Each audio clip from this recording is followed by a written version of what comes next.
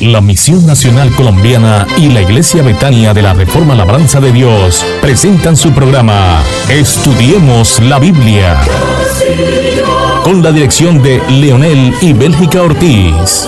Este es un programa para profundizar en las verdades de Dios. Estudiemos la Biblia, con un enfoque de la Iglesia Reformada en Colombia. Este es su programa Estudiemos la Biblia. Invita la Misión Nacional Colombiana y la Iglesia Betania de la Reforma Labranza de Dios. La sola Escritura es nuestra convicción y certeza, dada a la inspiración total,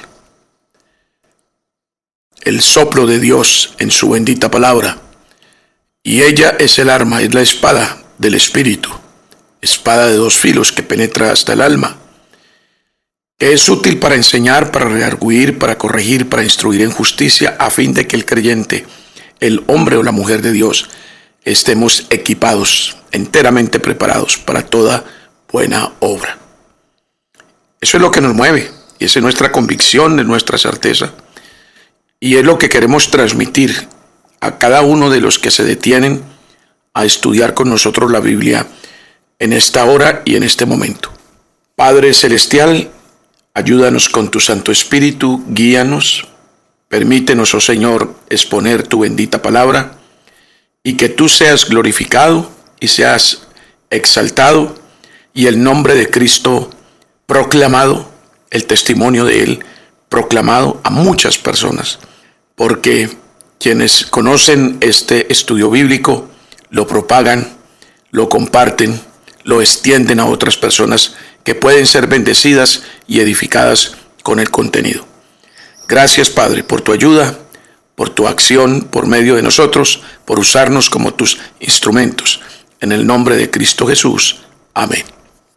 Espero, mis queridos seguidores, mis queridos estudiosos de la Biblia, que hayan podido celebrar y conmemorar la Natividad de nuestro Señor Jesucristo en un marco espiritual de reflexión, de estudio, de asombro por el misterio grandioso y bendito de la encarnación de la segunda persona de la Trinidad, el Hijo unigénito de Dios, por nosotros, para morir en la cruz, para el perdón de nuestros pecados, para la expiación de la maldad, del pecado, de la rebeldía del pueblo del Señor.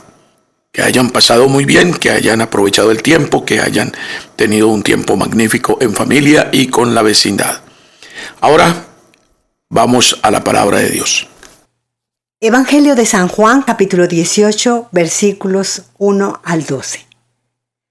Habiendo dicho Jesús estas cosas, salió con sus discípulos al otro lado del torrente de Cedrón, donde había un huerto en el cual entró con sus discípulos. Y también Judas, el que le entregaba, conocía aquel lugar, porque muchas veces Jesús se había reunido allí con sus discípulos. Judas, pues, tomando una compañía de soldados y alguaciles de los principales sacerdotes y de los fariseos, fue allí con linternas y antorchas y con armas. Pero Jesús, sabiendo todas las cosas que le habían de sobrevenir, se adelantó y les dijo: ¿A quién buscáis? Le respondieron: a Jesús el Nazareno. Jesús les dijo: Yo soy. Y estaba también con ellos Judas, el que le entregaba. Cuando les dijo: Yo soy, retrocedieron y cayeron a tierra. Y volvió pues a preguntarles: ¿A quién buscáis? Y ellos dijeron: a Jesús Nazareno. Respondió Jesús: Os he dicho que yo soy. Pues si me buscáis a mí, dejad ir a estos, para que se cumpliese aquello que había dicho: de los que me diste, no perdí ninguno. Entonces Simón Pedro, que tenía una espada, la desenvainó e hirió al siervo del sumo sacerdote y le cortó la oreja derecha. Y el siervo se llamaba Malco. Jesús entonces le dijo a Pedro: Mete tu espada en la vaina. ¿La copa que el Padre me ha dado no la he de beber? Entonces la compañía de soldados, el tribuno y los alguaciles de los judíos prendieron a Jesús y le ataron. Como ustedes pudieron notarlo en la lectura, se trata del cuadro que nos narra el Evangelio cuando Cristo fue detenido en el huerto. El pecado empezó en el huerto de Edén, al principio de todo, y allí se pronunció la maldición. Allí se prometió el Redentor, y en un huerto esa simiente prometida entró en conflicto con la serpiente antigua. Cristo fue sepultado también en un huerto.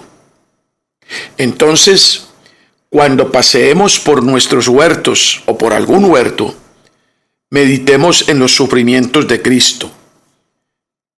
Meditemos en su noche de agonía más terrible en ese huerto de los olivos. Nuestro Señor Jesús, sabiendo todas las cosas que le sobrevendrían, se adelantó y preguntó: ¿a quién buscáis? ¿Recuerdan ustedes la vez que el pueblo quería hacerlo rey? Él se retiró. Pero cuando vinieron a obligarlo a llevar la cruz, él se ofreció porque él vino a este mundo a sufrir con un propósito claro y puntual: la muerte de cruz. Evangelio de San Juan capítulo 6 versículo 15. Pero entendiendo Jesús que iban a venir para apoderarse de él y hacerle rey, volvió a retirarse al monte él solo. Y fue al otro mundo a reinar, a asumir su legítimo reinado, su imperio. Viendo, dijo el mismo Cristo durante su juicio: mi reino no es de este mundo. Y le dijo a Pilato: tú lo has dicho, yo soy rey. Evangelio de San Mateo, capítulo 27, versículo 11. Jesús pues estaba en pie delante del gobernador, y éste le preguntó diciendo: ¿eres tú el rey de los judíos? Y Jesús le dijo: tú lo dices. Es muy interesante la respuesta tan lacónica, tan precisa, tan puntual de nuestro Señor Jesucristo. Tú lo estás diciendo. Eso lo estás diciendo tú. En otras palabras, está diciendo: claro, tú sabes que yo soy rey. Evangelio de San Juan, capítulo 18, versículo 37. Le dijo entonces Pilato: ¿luego eres tú rey? Respondió Jesús: tú dices que yo soy rey. Yo para esto he nacido, y para esto he venido al mundo, para dar testimonio a la verdad. Todo aquel que es de la verdad, oye mi voz. Me llama mucho la atención, en forma particular, lo que despertó la respuesta de Cristo para Pilato, en Pilato mismo. Comenzó a insistir en el tema. Comenzó a tratar de sacar más información, a tener como otras luces acerca de esto. Jesucristo, en el momento de su arresto ilegal e injusto, doloso bajo todo punto de vista, demostró claramente lo que podría haber hecho cuando derribó a todos los que le buscaban. Pudiera haberlos dejado muertos, pero no lo hizo así. Su santa y omnipotente presencia nadie la puede resistir. Ante su santo nombre nadie queda en pie. Ante su santo nombre, ante su omnipotencia, el efecto del poder divino causó que los oficiales y los soldados que vinieron en su búsqueda dejaran que los discípulos se fueran tranquilamente después de la clara y fuerte resistencia que ofrecieron, especialmente Pedro, frente al siervo del sumo sacerdote. Cristo nos da el ejemplo de mansedumbre en los sufrimientos y nos da la pauta del sometimiento a la voluntad de Dios en toda cosa que nos concierne. Romanos capítulo 8, versículo 18. Pues tengo por cierto que las aflicciones del tiempo presente no son comparables con la gloria venidera que en nosotros ha de manifestarse.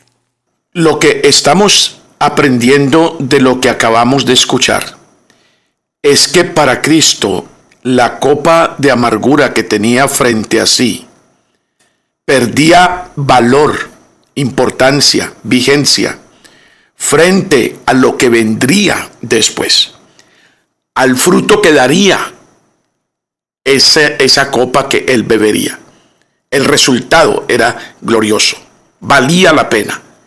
Entonces, para nosotros, la filosofía frente al dolor y frente al sufrimiento, frente al sudor, a las lágrimas, a las dificultades, también debe ser superada o vista de otra manera y valorada en su justo costo frente a lo que vendrá después, frente a los resultados y al fruto de lo que el Señor ha hecho para nosotros y que vendrá en el inmediato futuro.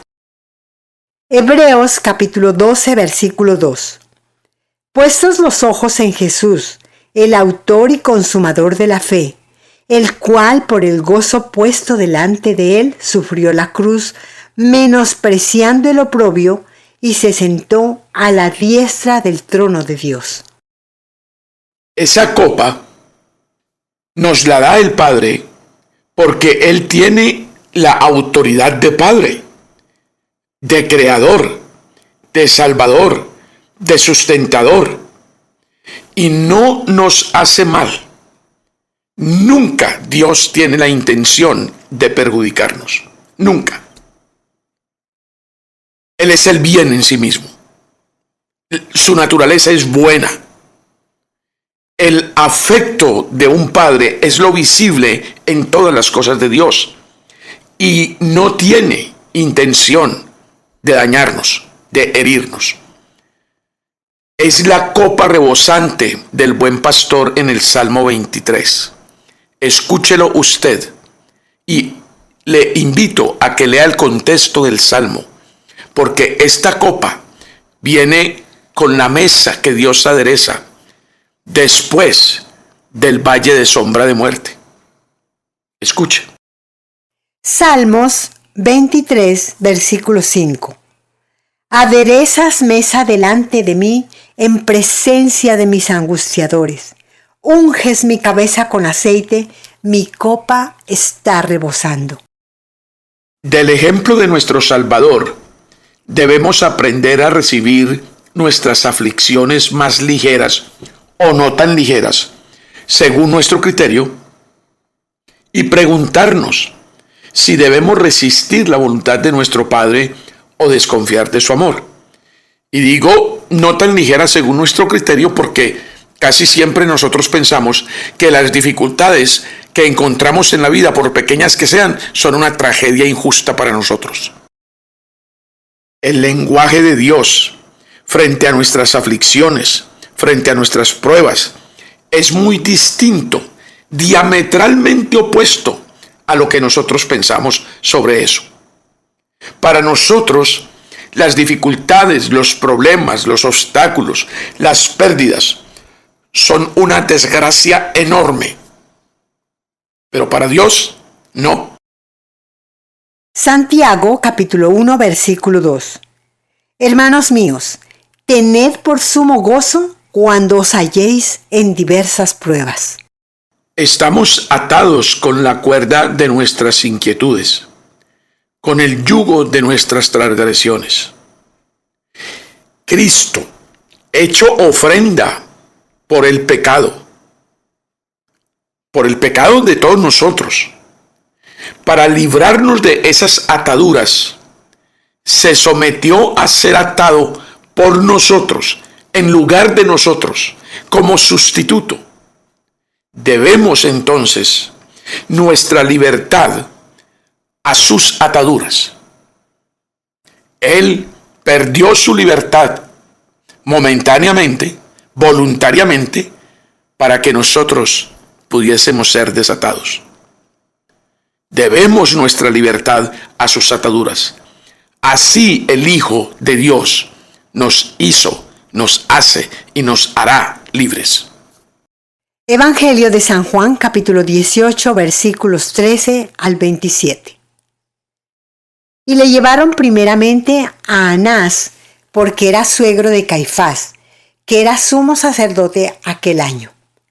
Era Caifás el que había dado el consejo a los judíos de que convenía que un solo hombre muriese por el pueblo. Y seguían a Jesús Simón Pedro y otro discípulo. Y este discípulo era conocido del sumo sacerdote y entró con Jesús al patio del sumo sacerdote. Mas Pedro estaba fuera a la puerta. Salió pues el discípulo que era conocido del sumo sacerdote y habló a la portera e hizo entrar a Pedro.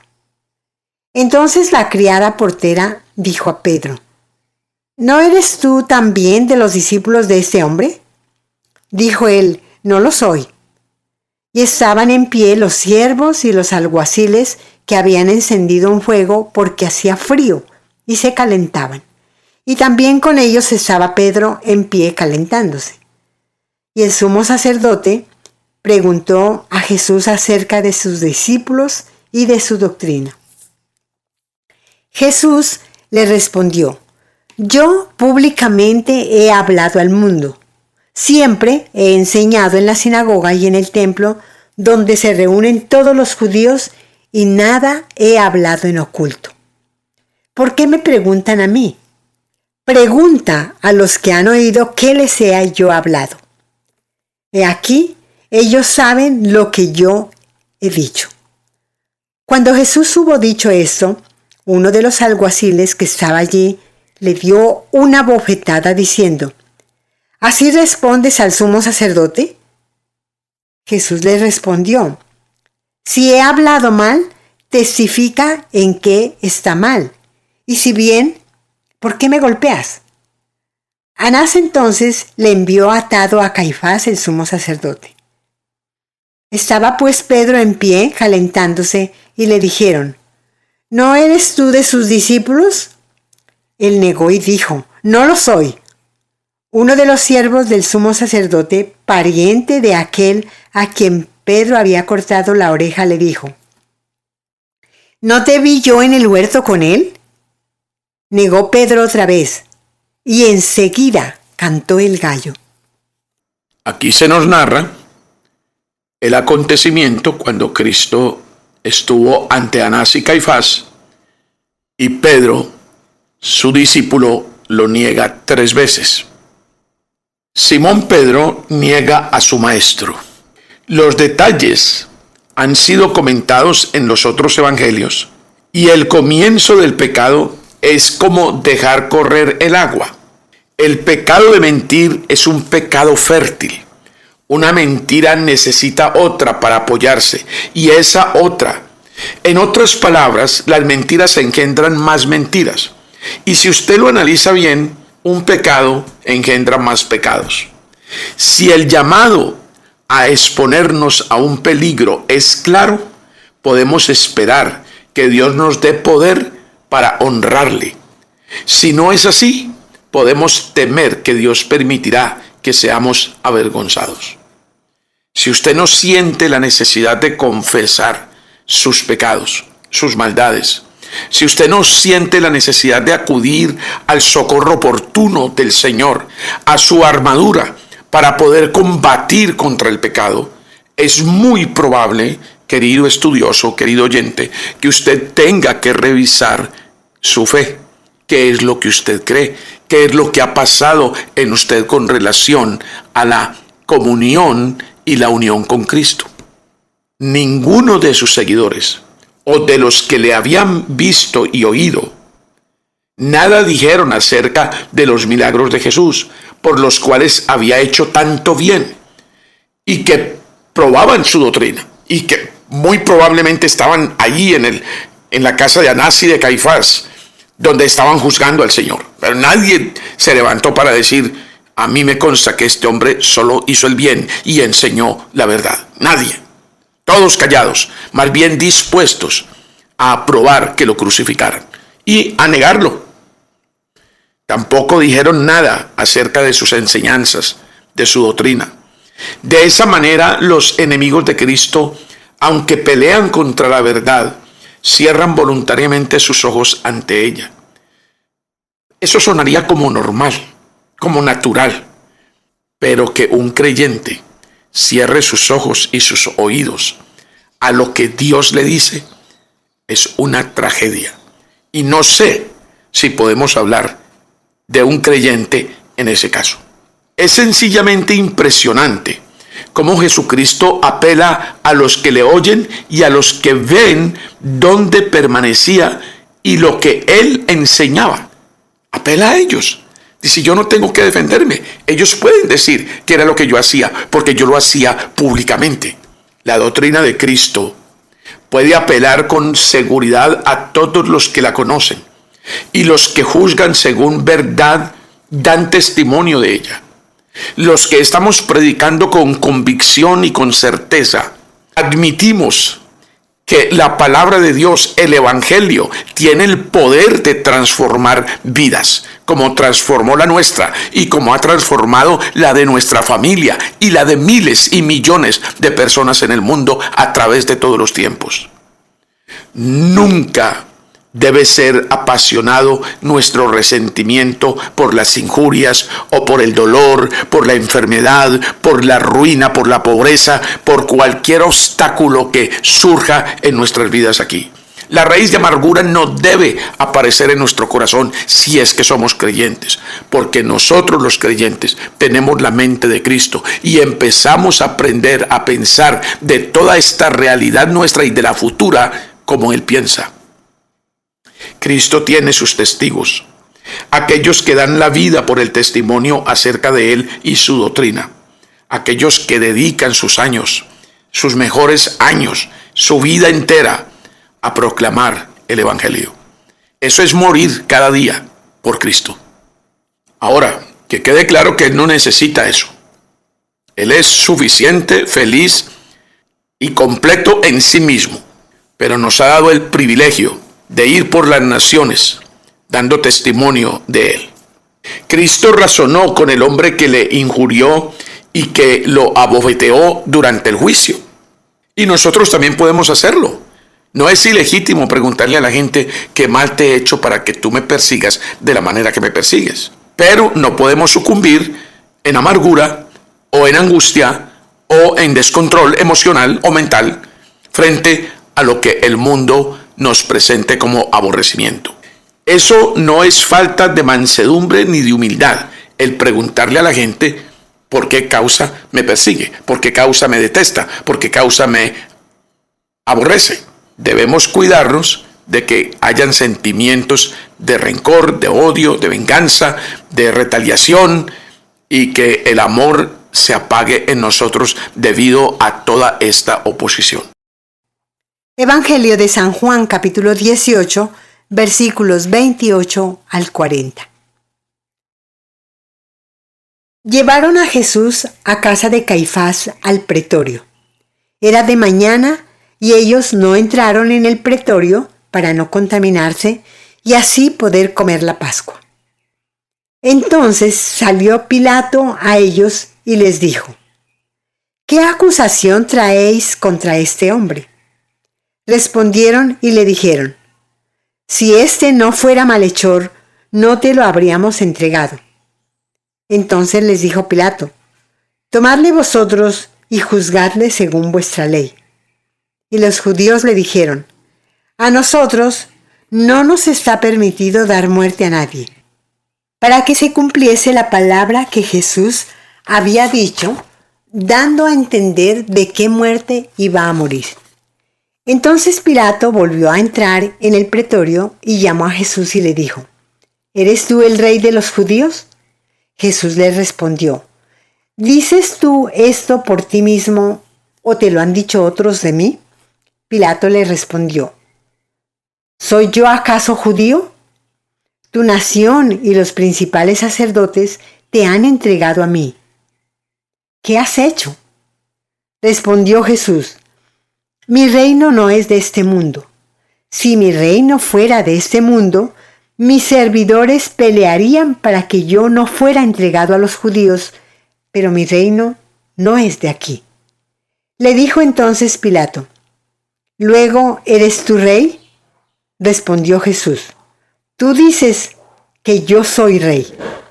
Yo para esto he nacido, y para eso he venido al mundo, para dar testimonio a la verdad. Todo aquel que es de la verdad oye mi voz. Le dijo Pilato: ¿Qué es la verdad? Y cuando hubo dicho esto, salió otra vez a los judíos y les dijo: Yo no hallo en él ningún delito. Pero vosotros tenéis la costumbre de que os suelte a uno en la Pascua. ¿Queréis pues que os suelte al rey de los judíos? Entonces todos dieron voces de nuevo diciendo: No a este, sino a Barrabás. Y Barrabás era ladrón. Cristo ante Pilato. Este pasaje muestra magistralmente muchas escenas clave en la historia de la redención. Pero hoy detengámonos en la última imagen. Cristo, inocente, pacífico, bienhechor, sometido a las autoridades civiles y militares, sometido en todo a la ley mosaica, verdaderamente justo y bienhechor por naturaleza y práctica, aquí estaba siendo acusado de crímenes inventados. Todo esto frente a un perfil en nada parecido al del Señor Jesucristo, el de Barrabás, un ser humano del cual uno puede inferir que era insubordinado, ideólogo de violencia y de devastación. Como todos los hombres, aprovechaba la coyuntura para robar y depredar, lleno de odio y de rencor, en fin, ni justo ni benefactor de nadie, distinto completamente a una persona que realmente, honestamente, lucha por el bien común. Solo buscaba el bienestar de sí mismo, como suele suceder con los seres humanos que logran cierto grado de liderazgo y de poder. La Biblia, en este texto que estudiamos en San Juan 18, se limita a decir que era ladrón. Esto sería suficiente para que podamos afirmar que no era un hombre inocente, no era libre de culpa. Tratemos de descubrir qué otra cosa dice la Biblia acerca de este personaje llamado Barrabás. Evangelio de San Marcos, capítulo 15, versículo 7. Había uno que se llamaba Barrabás, preso con sus compañeros de motín que habían cometido homicidio en una revuelta.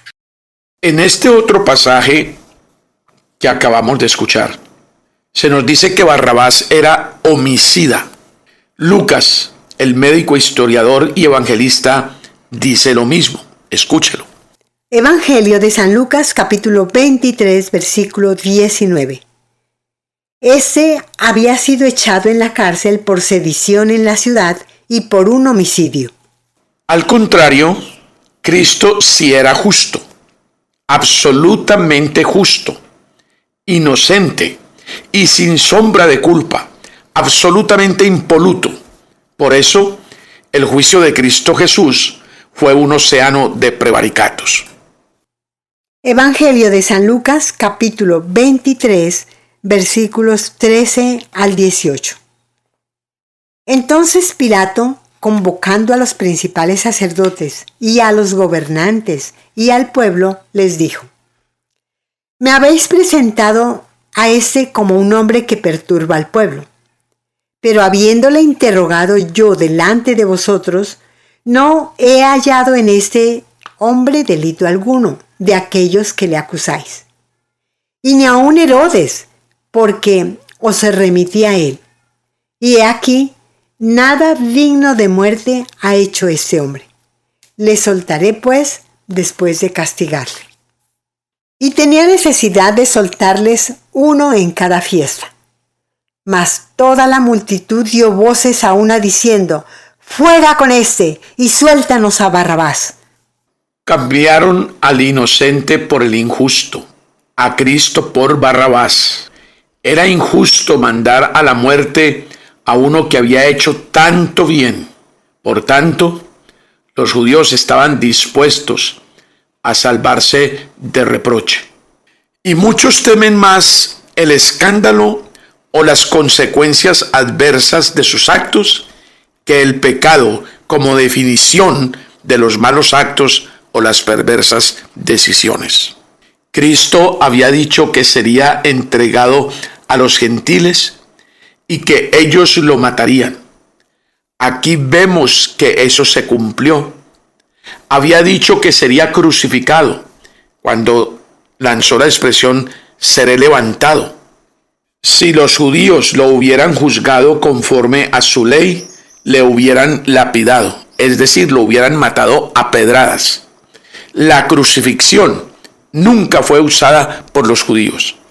Aunque no se nos haya revelado, está determinado en lo que a nosotros concierne de qué muerte moriremos. Esto debiera librarnos de la inquietud relativa a este asunto. Deberíamos orar con frecuencia: Señor, que sea cuando y como hayas designado mi muerte. Esa debe ser nuestra oración.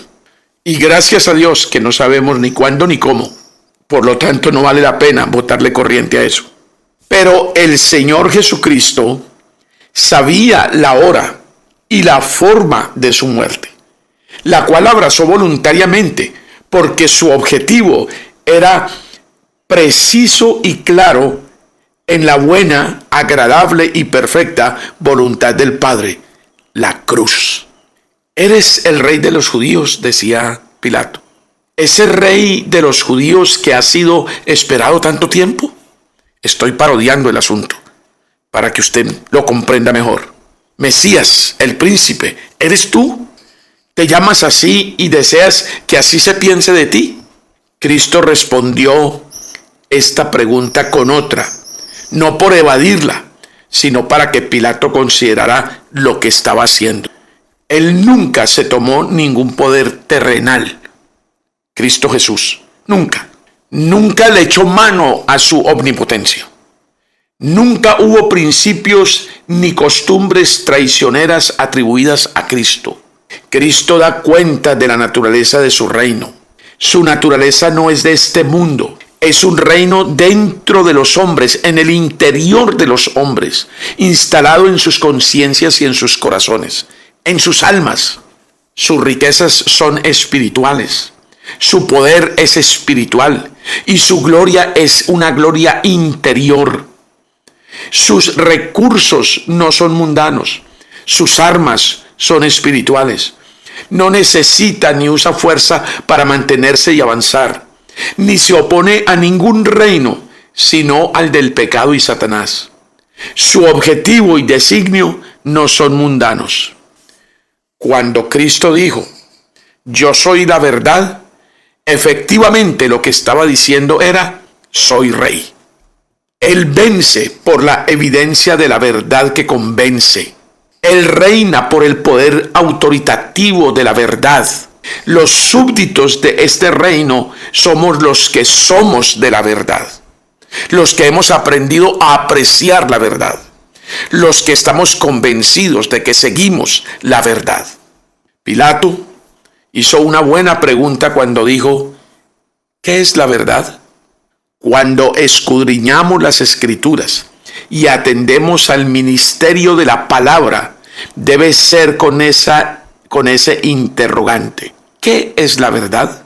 Porque esa verdad solo la encontraremos en las Escrituras, no en ninguna otra parte. Y debemos siempre que escudriñamos la Escritura, mantener esta oración en nuestras mentes, corazones y labios. Guíame a tu verdad, a toda la verdad, por medio de tu Santo Espíritu, como lo has prometido. Sin embargo, muchos de los que formulan esta pregunta no tienen paciencia para perseverar en la búsqueda de la verdad, ni tienen la humildad suficiente para recibirla.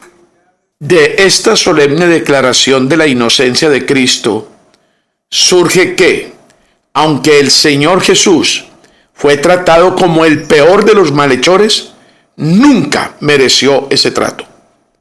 Pero eso muestra el objetivo de su muerte. Eso muestra que Él murió como sacrificio perfecto por nuestros pecados.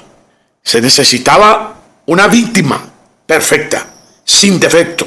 Era la única manera de satisfacer la ira de Dios. Pilato quería complacer a ambos bandos y era gobernado más por la sabiduría mundana que por las reglas de la justicia. Como todo político, quería tener contento a todo el mundo, quedar bien con todo el mundo. El pecado es un ladrón, pero es necesariamente escogido por muchos en vez de Cristo. Entiéndame bien esto. Estoy mirando en Barrabás la personificación del pecado. El pecado es un ladrón, un homicida, pero es neciamente escogido por muchos en vez de Cristo, que verdaderamente nos enriquece y nos hace el bien. Este macabro e injusto intercambio se practica hoy día por muchos y muchos seres humanos. Prefieren el pecado a la virtud y al bien. Prefieren a Satanás que a Cristo. Propongámonos avergonzar a nuestros acusadores como lo hizo Cristo, y cuidémonos de volver a crucificar al Señor Jesucristo, o por lo menos así lo piensa la mente mundana, lo cual es imposible. Él murió una vez y eso no volverá a suceder, pero los seres humanos, en el colmo de su insensatez, lo intentan cada día y en su práctica muestran el deseo oscuro de su corazón y quisieran erradicar todo lo que mencione, huela, sepa a Cristo y a cristianismo en el mundo. Queridos oyentes, espero que no duden de nuestro amor por ustedes y seguiremos trabajando en esto. Seguiremos proporcionándole especialmente a los miembros y asistentes de la Iglesia Betania de la Reforma Labranza de Dios de Villavicencio. Les estaremos ofreciendo esta posibilidad de meditar, estudiar con seriedad, sistemáticamente, en forma expositiva, la palabra de Dios. Ya estamos por culminar el Evangelio de San Juan. Estamos ya en la recta final de concluir el estudio de toda la Biblia. Y damos gracias a Dios y aleluyas a Él por habernos permitido esta gracia. Volveremos a empezar el ciclo. Esperamos que en el 2026 nosotros podamos al final del año reiniciar los estudios de la Biblia desde el Génesis. Pero también los exhortamos a que aprovechen este medio. No necesitan tomar los 45-50 minutos del estudio de una sola vez. Escúchelo primero y divídalo en partes, capítulo por capítulo, o parte del capítulo que nosotros consideramos. Y cada día repártalo entre la semana y tendrá para un muy buen estudio bíblico, muy buen devocional y va a aprender mucho de las Sagradas Escrituras. Todo lo que nosotros perseguimos, queridos y amados betanistas y todos los que están alrededor de este programa, es que ustedes vean en la palabra de Dios, en la Santa Biblia, el gran recurso, el gran medio de gracia, que le hable de Cristo, que le dé testimonio de Cristo, que le permita conocerlo y por lo tanto de ser salvos por la eternidad. Nos encontraremos en el cielo, Dios mediante, si Él no nos da la oportunidad de encontrarnos una vez más aquí en la tierra. Especialmente hablo con los que están en otras ciudades y en otras partes del mundo, a quienes también amamos y a quienes también invitamos a administrar sabiamente este tiempo de estudio bíblico. Un abrazo para todos, de todo corazón, de parte mía y de mi esposa, que trabajamos con mucho amor en este estudio de la palabra de Dios. Hasta pronto. Nos veremos en el próximo estudio con la ayuda de Dios. Estudiemos la Biblia con la dirección de Leonel y Bélgica Ortiz. Este es un programa para profundizar en las verdades de Dios. Estudiemos la Biblia con un enfoque de la Iglesia Reformada en Colombia. Este es su programa Estudiemos la Biblia.